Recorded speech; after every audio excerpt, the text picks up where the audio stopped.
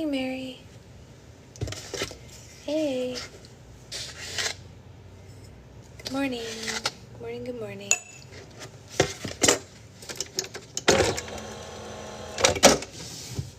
How's everyone doing? Hey, Tiffany. Long time no see in book club. How's everyone doing?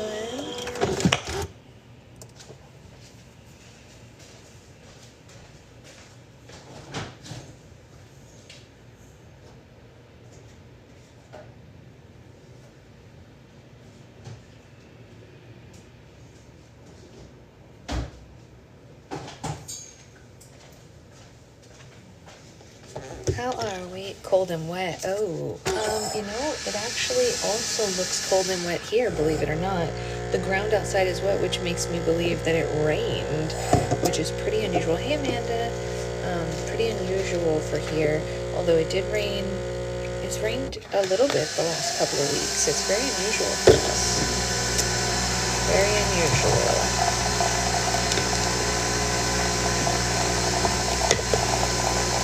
How's everyone doing this morning? Hope y'all are getting your coffee.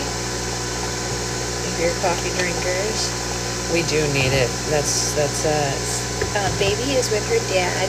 He was awake and he did not want to let her go. He wants to hold her. So she's with her dad. You're sunny but cold as heck. Well, that's the Washington way sometimes, isn't it? Yeah. Well, it's not usually sunny but cold as heck. Yeah, she's with dad. She's with her dad. I had her almost all night, so he missed getting to hold her. The last couple of nights he had to do a little bit of work, so he didn't get to hold her quite as much, which is sad. He missed her. Doctor's appointment was good. She gained over a pound and half an inch. It felt great making slime. Yeah, it was a lot of fun. Her photo shoot was so adorable. I posted some little things of her photos on my Instagram, like with her face covered, so you guys could see them. I'll post some on Patreon also. But the photos came out so cute. We already got sneak peeks back, even though it was just yesterday. The photographer and her assistants were just like flipping amazing, and I was so happy to give them slime. It was so lovely. They were so great. So great.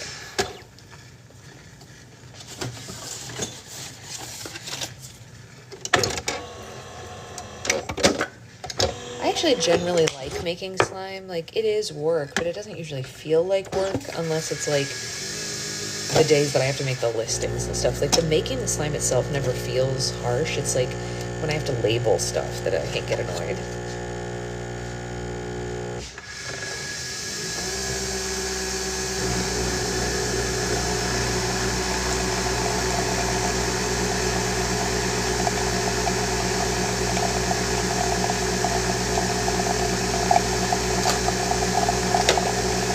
Pretty good, Reagan. How are you?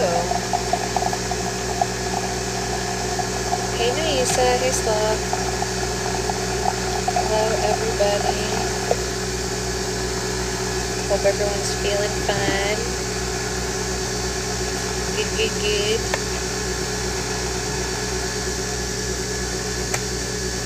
Got your cup of coffee. Good, good. Yeah, we're almost out of milk and half in the lake, so I'm going to need to get some of that today. Maybe you'll get big enough to delegate that. Yeah, I mean, it's so hard, right? The big problem is that I work from home, and, like, I don't like having people in my house, you know?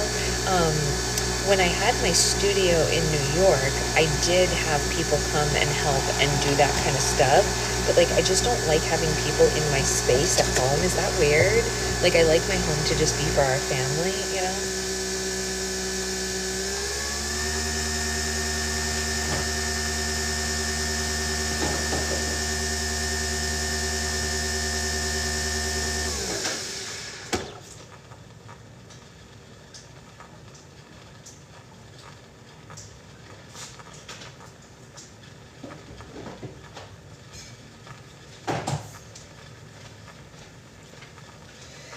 And when I say that, I mean, like, assistants and stuff. I don't mean, like, not having like friends over and stuff like that. Like our friends and family come over and visit all the time. Like that's not a big deal. But like I don't want someone working in my home, you know? So right now, especially while our baby's so young, it makes more sense for me to work at home rather than have a studio, you know? Hey Mina. Oh Mina, you're gonna die when I send you text messages later with these photos. You're gonna like scream your head off. Yeah. Good morning, Anya. Good morning to everyone. Did I make too much milk? Maybe I'll have to drink this down a little, but that's okay. I'm never mad about that. Oh, it's a heart. Oh, I accidentally made a heart on Secret Husband's coffee. Oh my gosh, wait, hold on. Let me see if I can show you. Look, it's a heart. Can you see it? Oh my god, it was so cute. It's a Valentine heart. By the time he gets up and get it, you know. Coffee. I can't live without it. You guys, coffee is... I don't know what I would do without coffee. How would I survive?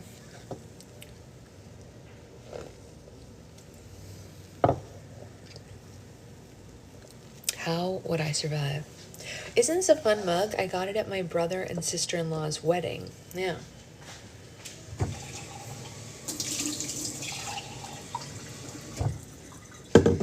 They had, they thrifted a bunch of mugs, and those were the party favors for the wedding, and everybody got to pick which one they wanted. They were all different, and they all came with like a little packet of like tea, and you could use it. They had a coffee bar, and you could use it to get your coffee and then through the night and stuff like that.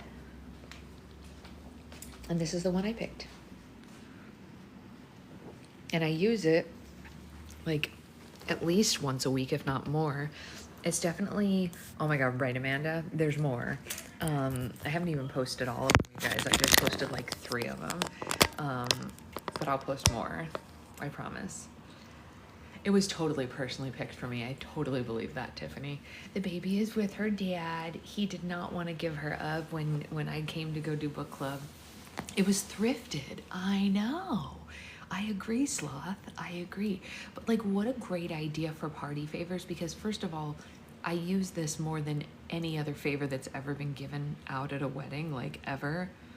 I know, the tiny little backpack, could you die? And I love the mug, and everyone got to pick their own, but also it's like a really, like, you're not creating more trash. So many party favors that people give out at parties, at weddings or whatever, are just end up being in the trash. And this one, it doesn't. It's a mug, and I use it all the time. I know, the pictures are so cute. You guys don't even know. I haven't even posted the princess ones yet. You guys, I was saving the best for last. There's princess photos coming. She gets to be a princess. I haven't even posted those yet.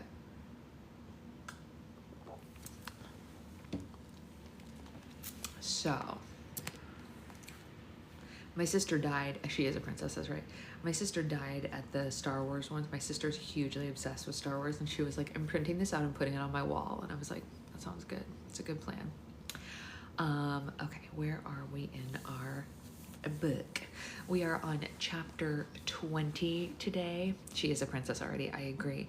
But they gave her so many setups, you guys. Like, I was expecting her to have like 2 or 3 different looks or whatever. Your friend gave out personalized dice. See, that would be a good one to have, because like we would actually, she was great on the drive. I would actually use the dice. Dice would be good. And actually my brother does play D&D, so that would not have been that weird. She was great on the drive, but like this photographer, you guys, she and her team, I don't even have words for how good they are. Like, I have to make a video about it to talk about it, because she deserves all of the credit for everything. Like, they are so good at their job. Like, they're baby whisperers, first of all. Like, it was miraculous what they got her to do. I was like, she's a good baby, but you guys are like some kind of magic, right? And like the photos that they got, I was just like, what is happening right now? They are so talented. Just, I mean, blew us away with their kindness and their professionalism. They all wore masks around the baby, you know what I mean? Like, because they know that like little babies can be compromised so easily. Like we didn't even have to ask for any of that. They just like do everything right. So beautiful, so kind, and just like so stupid talented. Like, just fantastic. So anyway, that is all I have to say about the great experience. Oh, you can blame me for that, Jen. I'll take the blame on that one. There's not a lot of stuff I want to be blamed for, but cookie butter I always want to be blamed for. It's so good. It's so good. Cookie butter's delicious. You can blame me for cookie butter. That's fine. I know, right? Like, you know what the funny thing is? Like, my husband, when I was trying to explain to him, like, what they do, I guess I forgot to show him their work because, like, you know, he's not on social media, so it's not like he sees me when I link like them on stuff, right? Because he's not on. And so like he kept being like, do we really like need to go all this way for these photos? That's a really far drive for an infant. I was like, trust me, they are the best. We're gonna want to have these. And she ended up being fine in the drive, but afterwards he was like, it was so worth it. They are so good. I was like, I know. Like, they're really good. They're just, yeah, we're gonna print them all out, put them all on the walls because they're just like, how can you not, right? So enough of that. We are going to read chapter 20 today. For those who are keeping track of where we are in the book, we are at 46% and chapter 20. So whether you're reading on paper or you're listening or you're reading on a Kindle or whatever, you can know where we're at. Chapter 20, and the mark is 46%. Also, if you're marking it on Goodreads or whatever, you want to put that. It's page 236, if that means anything, but it's 46%. All right, here we go. Chapter 20. Hark, hark, the dogs do bark when witches come to town. A spell to raise the alarm, requiring a gnawed bone and a strong whistle. Beatrice Belladonna always wanted to see Old Salem. It makes regular appearances in her favorite penny papers, a burned city full of charred bones and the wailing ghosts of witches, and even more in academic texts that retain a certain Gothic drama. It's always drawn with dense thickets of cross-hatch ruins and brooding trees, and the stubborn black shapes of crows lurking in the corners, as if an artist has tried unsuccessfully to shoo them off the page. As soon as Mr. Blackwell spoke its name, Beatrice felt a bone-deep certainty that he was indeed right. Surely they could not fail to find their missing words in such a place, steeped in the oldest and wildest of witchcraft, oozing with mystery and memory. But by the time she and Miss Cleopatra Quinn arrived in Old Salem, her certainty was sagging. Perhaps it's the journey itself. It's difficult to feel particularly magical on a 50 miles spent with one's forehead pressed to the window of a crowded train car, watching the landscape blur past like a spun globe, followed by yet another 20 miles of suffocating in the back of a stagecoach. Miss Quinn is obliged by the cruel absurdity of Jim Crow to ride out front with the driver, and without her, Beatrice feels herself growing drab and doubtful. The final 4 miles are spent swaying in the back of a coal-colored wagon with Lady Lilith's authentic Old Salem excursions painted on the side of the faux medieval script. Lady Lilith is a bored 50-ish woman with artificially dark hair and discerning habit of hawking and spitting at regular intervals. Yuck. The other passengers are similarly unmagical. A vacationing family from Boston who cast disapproving looks at Miss Quinn, a honeymooning couple uninterested in everything except one another, and a trio of boarding school girls of the kind who wear black chokers and worship the Bronte sisters. The sky is such an unblemished blue that it looks strangely unfinished, as if a careless painter has forgotten to add clouds and birds and slight variations in the hue. Beatrice feels obscurely that day that it should be gray and wintry, and the wind howling as they approach the gravesite of the last witches of the modern world. Hey, Roxy, how are you? You're from the craft, right? How are you feeling? How's your back feeling? You doing all right? Welcome, welcome back. We're happy to have you. We're barely just one page in, so you really didn't miss much at all. Lilith's mules turn from the pocketed highway down an even more forgotten-looking road that is mostly moss-eaten cobbles and mud. The wood rises like water around them, cool and silent. Even the newlyweds cease their giggling. The air smells green and secret, surprising Beatrice with a rare pang of homesickness for Crow County. She supposes a person doesn't have to love their home in order to miss it. They trundle on in near silence, and Beatrice wonders fretfully how much farther it is, and whether or not their quest has any hope of success, until Miss Quinn points into the shadowed wood at a low, lichen-covered wall made of blackened stone. Another wall runs beside it, sketching a square in the underground.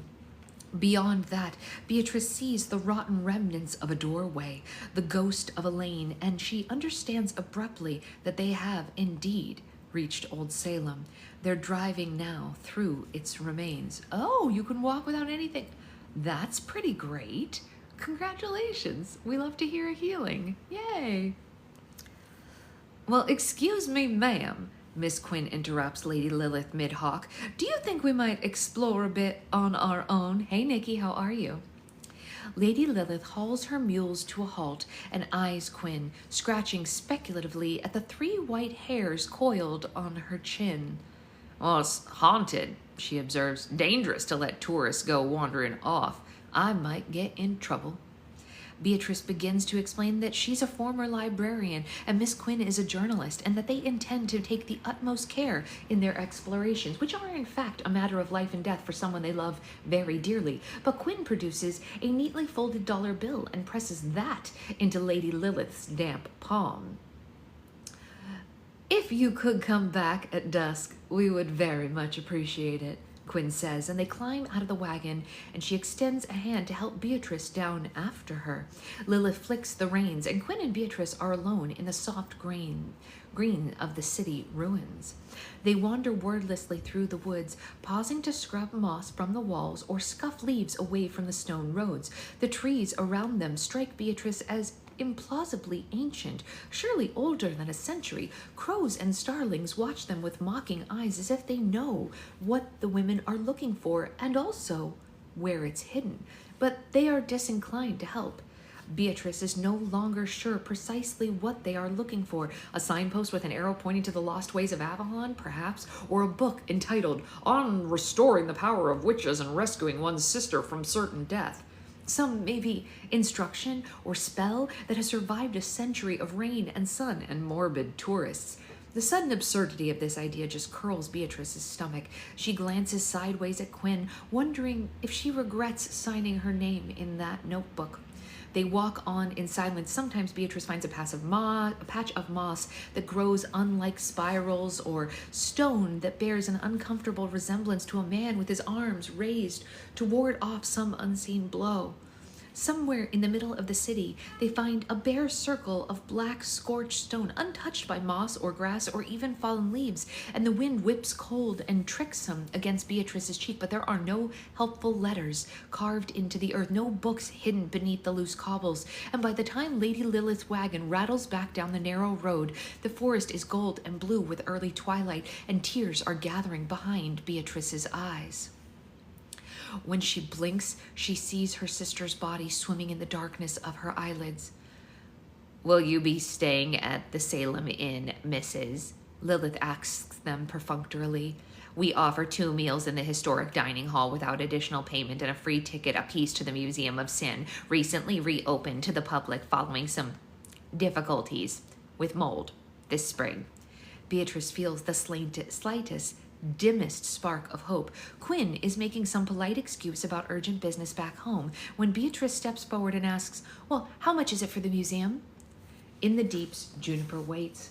She doesn't know what she's waiting for anymore, but she keeps doing it anyway. She has visitors sometimes, but never the ones she wants. An officer arrives twice a day to hang her a pail of something whitish and congealed inside of her cell. Grits, Juniper thinks, or maybe the aggrieved ghost of a grit that they would leave behind if it was murdered in cold blood. And when she asks for water, the man points downward to the putrid gray water at her feet, and then he laughs. Ew, what a jerk. In the mornings, a woman in rubber boots comes to carry out the piss pot. The first morning, Juniper badgers her with questions. Where are the others, she asks. How many did the bastards get? Has she no pity, no shame, aiding the enemies of all womankind? But until then, the woman just calmly tips the contents of the pot into Juniper's grits. Oh, God.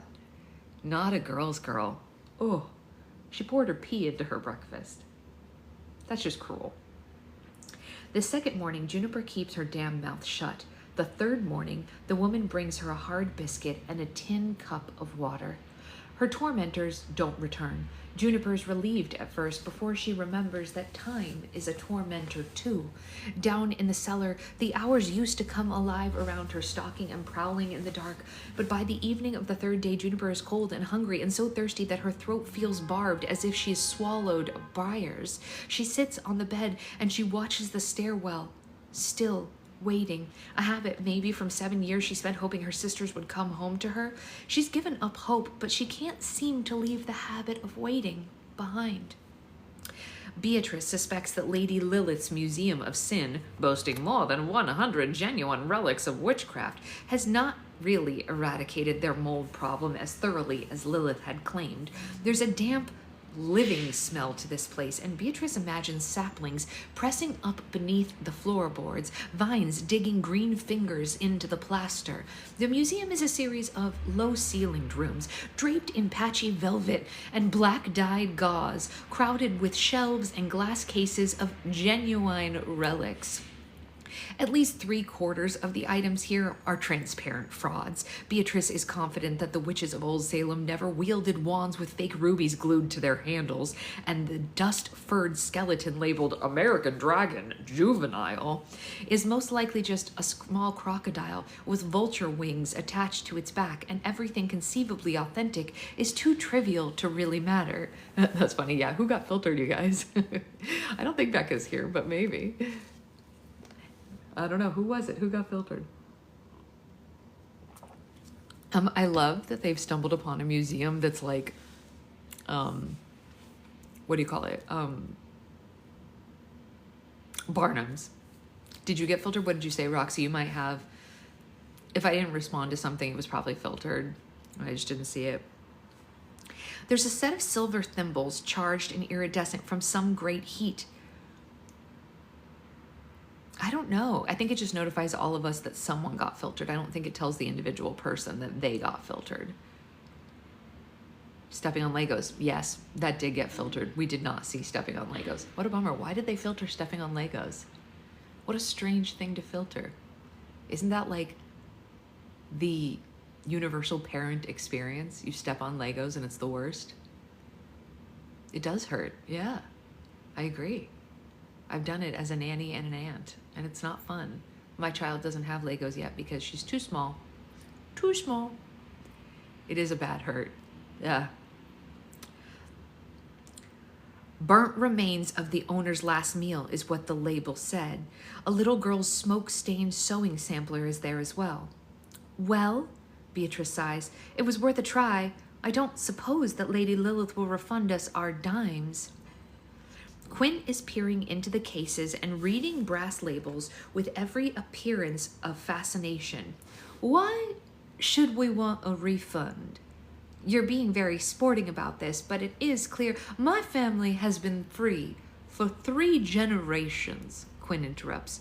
She tilts the derby hat back on her head in order to more closely examine a box containing, allegedly, the femur of an unidentified witch. But my grandmother was born on a farm called Sweet Bay. Quinn squints as if she's reading the label, but her eyes don't move. It was a rice plantation. Oh, I'm so sorry. I'm sure you are sorry. But what is sorry worth in the face of Sweet Bay? Quinn is still staring at that brass label, but the perfect calm of her voice is splintered, bleeding through the cracks. My grandmother didn't need your sorry. This is an excellent line. What is sorry worth in the face of Sweet Bay? What a genius way to talk about oppression, right? Because like that is our gut reaction when we find someone has dealt with something like this. You immediately say, I'm so sorry to hear that. But like, To what end? You know what I mean? Like, your sorry's not helping them. The sorries didn't free her grandmother, you know? You know what I mean? Like, your sorry's not helping them. The sorries didn't free her grandmother, you know? This author, man, she's got a way with just like, digging it in. And it's good for us to examine mentally, you know? Oh, Quinn straightens abruptly and moves to the next case, mending the split seam in her voice. She didn't need anyone in the end. She and her sisters made it north with the help of Aunt Nancy's recipes. My mother taught them how to use to speak in code and symbols and to keep their secrets safe. The daughters still use some of them because, well, we aren't strong enough to risk working in the open. Yet. Beatrice wonders precisely what Quinn and the daughters might do with the lost way of Avalon and whether she really wants to know what they would do. Anyway, my mother taught me this. You hide the most important things in the places that matter the least. Women's clothes, children's toys, songs, places that a man would never look. And as she's speaking, she's levering open one of the glass cases, running her long fingers over the hinge of a woman's sewing box. If, she says, the women of Old Salem had the spells to restore the way, do you really believe that they would have advertised it? Left it listed in the index of a grimoire? She shakes her head, abandoning the sewing box for a child's sampler hanging on the wall, yellow and stained. You're thinking like a librarian rather than a witch. Come see. It appears to Beatrice to be a perfectly ordinary piece of embroidery, a crooked house framed by a pair of dark trees, with 3 lumpy women standing in the foreground beside a scattering of animals. Clumsy letters run across the top. Worked, misspelled, by Polly Pekla in the 12th year of her age, 1782. A border of dark vines curls around the edges. I don't see... Oh! There's a twist in the vines along the top. There's a hiccup in the pattern. The vines loop back on themselves to make 3 circles interwoven. Beatrice squints through her spectacles at the little scene, and upon closer inspection, each of the animals in the yard is the purest of black with red knots for eyes, and the figures are all women. One of them has a stitch of red dripping from her finger. The second one holds a swaddle bundled to her breast, either maybe a baby or it could be a large potato. The last has a line of pale French knots running down her cheeks. Blood, milk, and tears. Beatrice feels warm and weightless, as if she's hovering several inches off of the warped floorboards. It's the way that she feels in the archives when she catches a glimmer of gold and brings it into the light, shining softly. She knows by the look on Quinn's face, and she feels it too. The specific, almost spiteful joy of finding the truth buried beneath centuries of dust and deceit and neglect. Their eyes meet, and Beatrice forgets to count the seconds. Something warm and nameless wings between them. Okay, it's not nameless. Quinn is running her fingers over the empty linen of the sky above the little house, and she breathes a small of satisfaction as she reaches for Beatrice's hand, and she guides it to the sampler's surface. Beatrice is so worried that she might sense that unnamed thing in the sweaty heat of her palm, the staccato flutter of her pulse, that she almost misses the subtle, irregular bumps of stitches beneath her fingertips. She peers closer through her tiny, nearly invisible words written in the white thread. The wayward sisters, hand in hand, burned and bound our stolen crown, but what is lost that can't be found? The rhyme that their Mama Mags once sang to them, the verse hidden in the sisters' grim, except this time the words continue on. Cauldron bubble, toil and trouble, weave a circle round the throne, maiden, mother, and the crone. Beatrice shivers as she reads the last line, wondering if she and her sisters are meant to walk this winding path, destined by blood or fate. She waits to be overcome with some grand sense of destiny before recalling that she is merely an ex-librarian standing in a fraudulent museum that smells of mold, trying to save her wicked, wild sister. Quinn pulls that black leather notebook from Beatrice's pocket and flips to the page with the spell concerning barking dogs and gnawed bones. The solstice begins at midnight. I do believe it is time to call your sister. They found the spell. Okay, let's keep going because I think we have time. What time is it? Oh, it's only 9. We can totally read another chapter.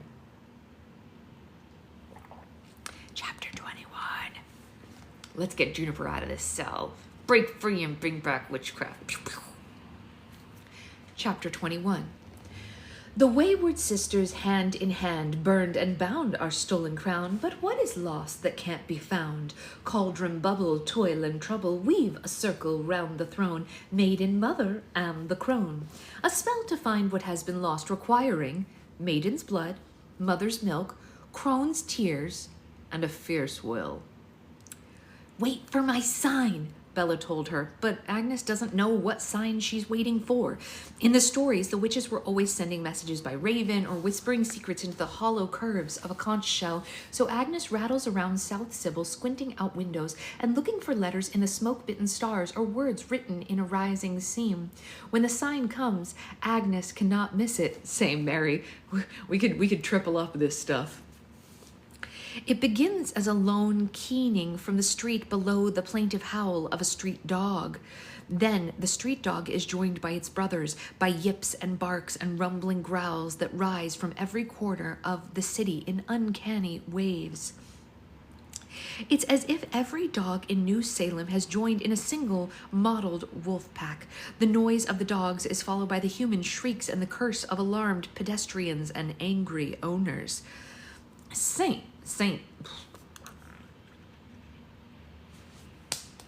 Let's get the right voice. This is Agnes talking. Agnes wasn't in the last chapter, so I forgot how to say her. Saints Bell, I hear you. The line leads to her older sister and stretched thin by miles between them, but Agnes can still feel the echo of Bella's will working behind her. Agnes gathers the way 3 glass jars, the waxen stubs of 7 candles, and a book of matches, and a cast iron skillet that is the closest thing that she has to a cauldron. She wraps them tight in a canvas sack, and then she and the sack and the baby swimming silently inside of her step out into the howling noise of the night. The streets are so full of people, baffled policemen shouting, men, irritable mothers holding screaming infants, escaped toddlers clapping their hands with delight and cries of "Doggy!" that no one even pays attention to Agnes. "Nothing to be concerned about," one officer is repeating loudly and falsely. "It's just a flock of geese passing by, or maybe a cat."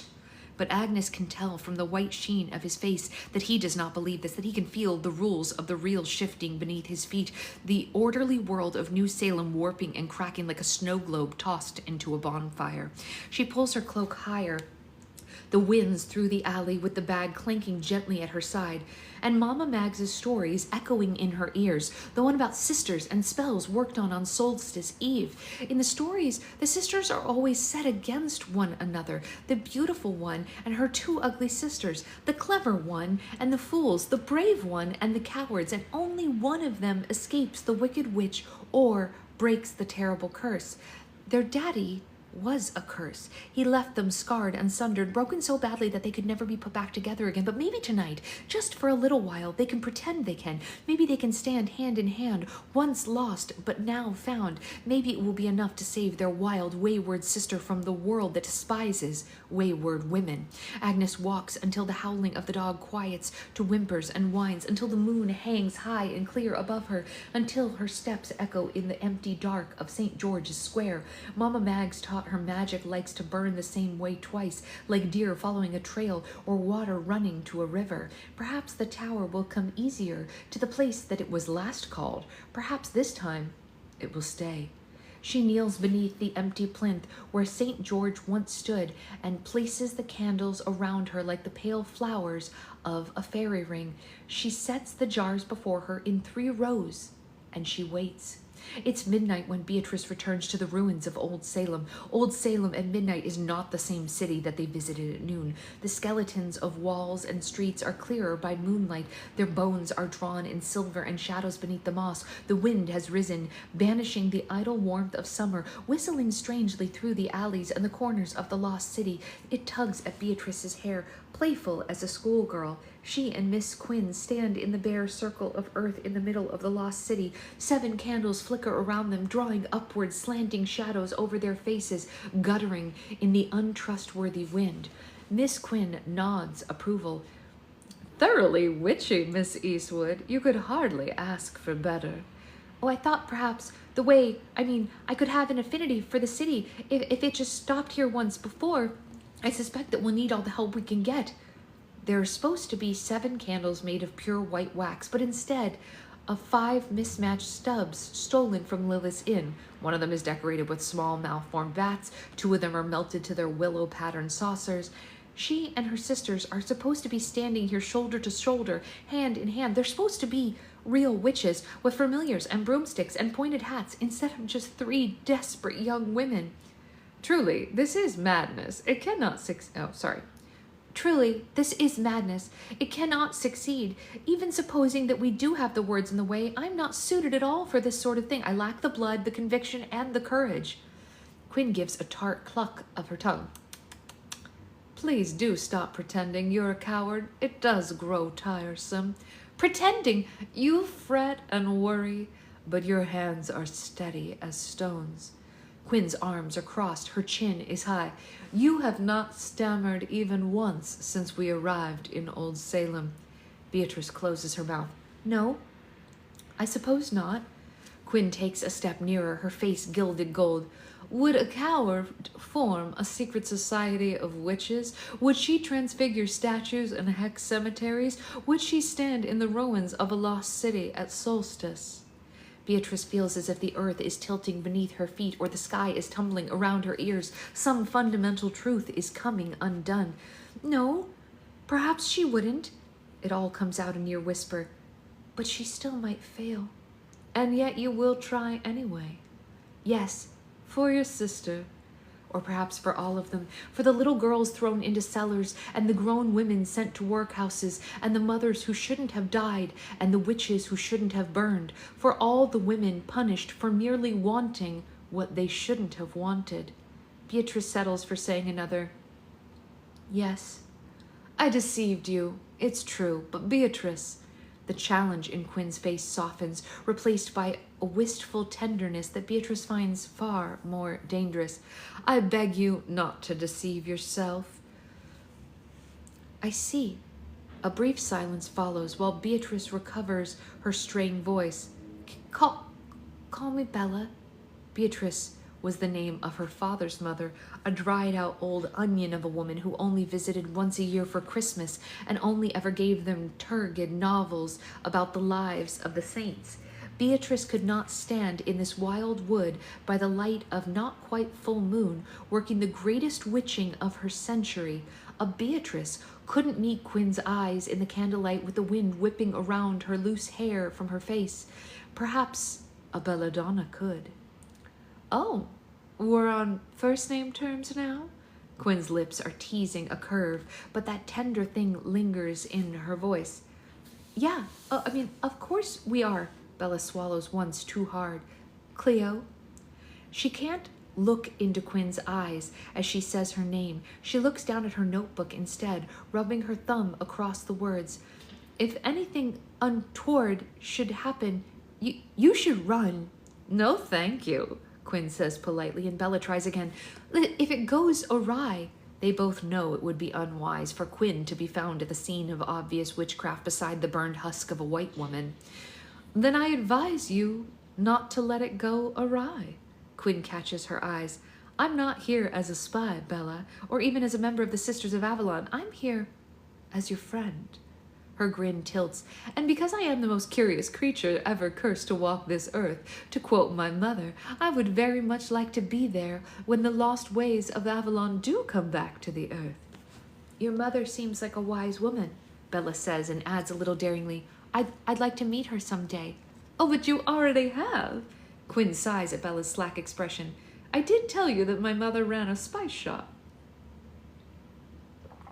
I thought Armentina was Quinn's mom. Just the way they talked to each other, it felt like she was her mom.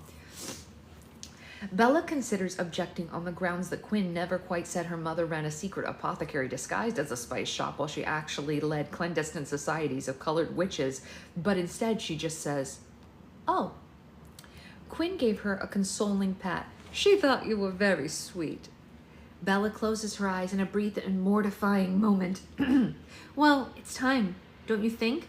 Quinn's hand slips into hers, warm and dry, and Bella wets her lips, feels the cold whip of wind on her tongue, and says the words a coward never would. The wayward sisters, hand in hand, burned and bound our stolen crown. But what is lost that can't be found? In 7 minutes past midnight, when Juniper's collar begins to burn, she splashes to her knees in the dark waters of the deeps, fingers scrabbling at the hot iron, teeth gritted in howls and curses. She hears the dogs earlier, even buried beneath 10,000 pounds of stone and iron. She could hear the mad chorus, sense the wicked heat of witchcraft in the air, but her collar had remained dull and cold against her blistered throat, and now it blazes beneath the heat. She feels the lines that lead to her sister's taut and singeing with power. Her lip splits beneath her teeth. Blood runs hot down her chin, too hot. The drips to the cold water below. Juniper hears the delicate splish as it lands, and she remembers her blood falling to the limestone cobbles of St. George's Square, and then the whipping of the wind, the dark tower, the wild smell of roses. Bella's fingers are on her mouth. It's maiden's blood. She knows then what her sisters are doing. Oh, you fools! You beautiful saint-damned sinners! She curses them and cries, and then she curses again because she knows that they're doing it for her. Even though they abandoned her once before, even though they know now what she is, a murderess, a villain, worse than nothing. It hurts to even think about it. They came back for me. She feels something snap in her chest, as if her heart is broken bone, poorly set back together, which has to break again before it can really heal right. For a moment, she pictures herself standing arm in arm with her sisters, triumphant before the lost ways of Avalon. She knows that now it will never be, because although she can sense the rightness of the words and the ways, she can feel her sister's will scorching down a line between them. Juniper knows now that they will fail. Bella calls, and the magic answers. Cauldron bubble, toil and trouble, weave a circle round the throne, maiden, mother, and the crone. The heat gathers first in her palms, spreading like fresh-caught flames up her arms, burrowing into the hollows of her throat. The invisible lines between Bella and her sisters, the bindings left behind by the work of the half-working spell months before, they hum like fiddle strings beneath the bow. The wind rises, and with it comes the calling of the night birds and the feral smell of magic. The wayward sisters, hand in hand. She feels Agnes 100 miles away, lit like a torch at the center of New Salem. The cobbles grow hot beneath her heels. She feels her head steady on the glass, she feels her hands steady on the glass vials, and the bright hiss of tears and milk and blood as they all fall. Burned and bound, our stolen crown. But where's Juniper? The line between them is thin and weak and far too cold. Bella kneels on the bare earth of Old Salem, still speaking the spell, magic burning through her. Steam rises from the soil as it boils beneath her. But what is lost that can't be found? The words feel true in her mouth, like a key sliding into invisible locks, but the heat is consuming her. She pictures her veins glowing hotter and hotter until it ignites, until it's a bonfire with a woman's voice. She feels Agnes burning with her, arms wrapped tightly around her belly, her hair rising around her in the same wind that whips dirt and dead leaves around Bella. But she doesn't feel Juniper. There are only 2 of them, and 2 is not enough. The last time she worked this spell, when she was just a librarian named Beatrice, who found a few words that really shouldn't exist, she had grown frightened and fallen silent. Without the words, the spell suffocated like airless fire, and the only price was the little devil's fever, quickly cured. But now she's Belladonna Eastwood, the oldest sister, the wisest, and she needs Juniper, and Juniper needs her. She circles back to the beginning of the spell, an unbroken chant. The wood dims around her, vanishing in the rising haze of heat, and her lips keep moving, desperate prayers mixing with the words. Oh, hell! 3, bless and keep us, weave a circle round the throne. And distantly, she feels the cool fingers across her brow, palms cupping her face, a thumb tracing her cheeks, and she turns blindly towards it. If she's going to die, let it be with the sweet frost of those fingers against her lips, the taste of ink and clove on her tongue. And there comes a point when Bella knows that she should turn back.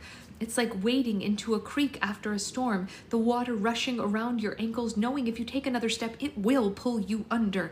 Bella takes another step, and she goes under. She is fire, she is pain, she's cracked in the world through something else, magic or God, or the heat of every unanswered wish and impossible dream, burning eternal on the other side of everything it pours through. She thinks, well, she's probably dying. And then something else pauses. It considers her, this dying woman, kneeling at the circle of spent candles, her lips still slapping the words together as they're killing her. Somewhere very far away, an owl calls, and Bella opens her eyes. Through the haze of heat and tears, she sees a shape gliding through the trees, silent as smoke, blacker than the blackest night. Its eyes are a pair of embers burning nearer.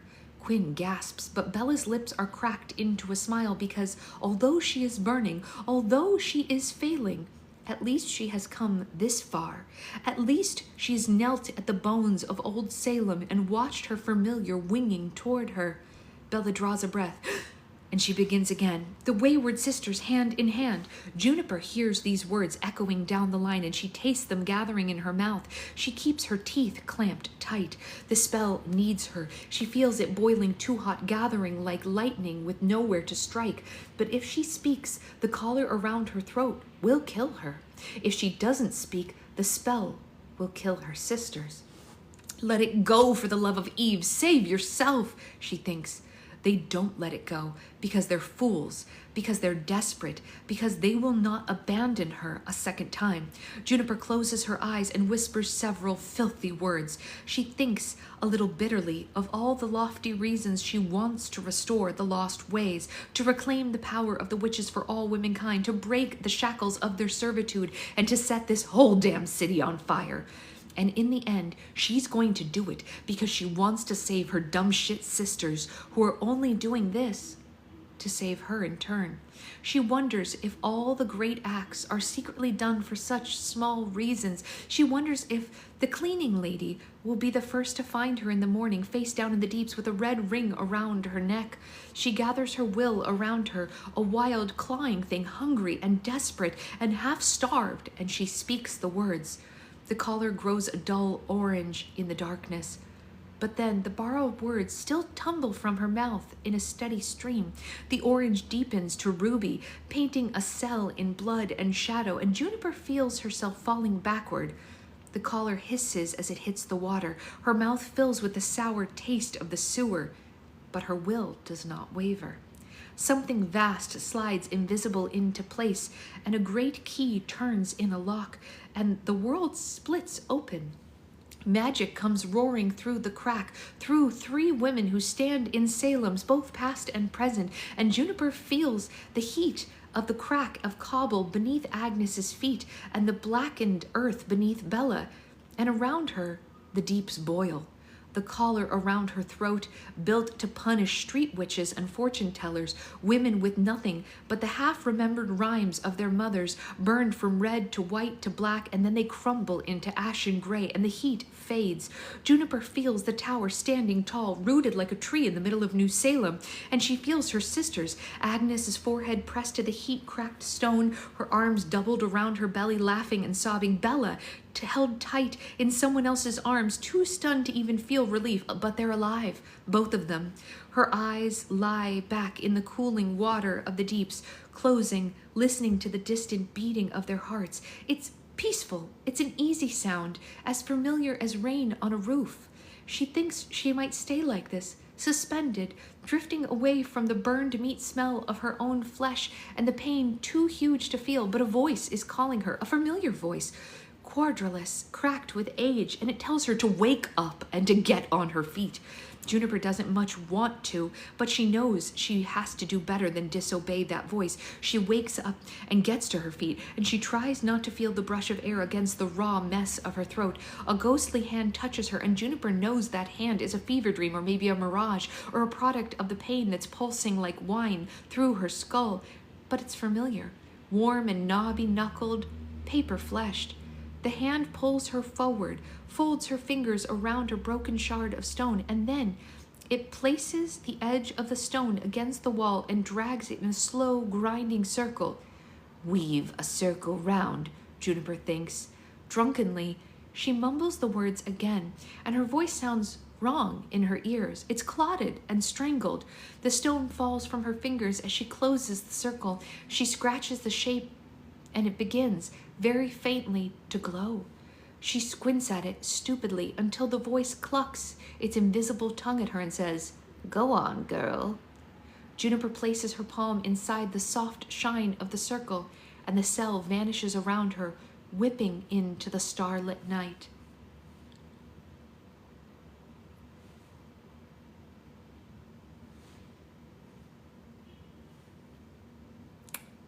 Well then. Well then.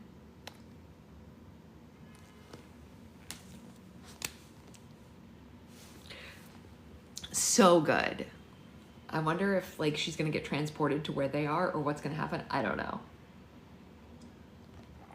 Oh, I wanted to tell you guys, obviously I know we have a ton of books on our reading list, but Liz just found a new series for us to potentially start after like the stuff we have on our list right now, which is about this woman who works in a library at Oxford and like studies fairy tales and stuff, and like some witchy stuff happens and cool things too. So like, so exciting. Maybe this is the year that we only read about witches to bring down the patriarchy. Who knows? But I'm so excited for tomorrow to see what happens in this next. Very exciting. And that's kind of the whole kit and caboodle. I guess that's it. Yes, it's, I can't remember what it's called. I'll have to post about it so you guys can see what it was called. Have you read Witches and Wizards?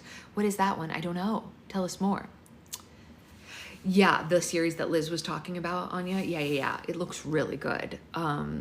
It's called like Emily something's Encyclopedia of something.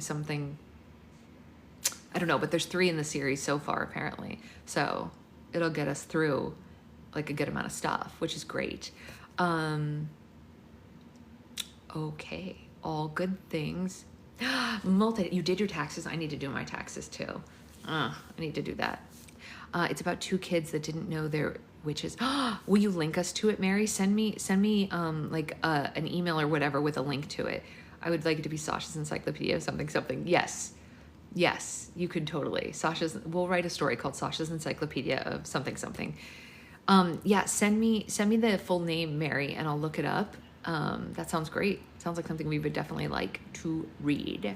You guys, we are getting close to the middle of the month, so slime is going to start up again soon, which is very exciting. I'm Sasha.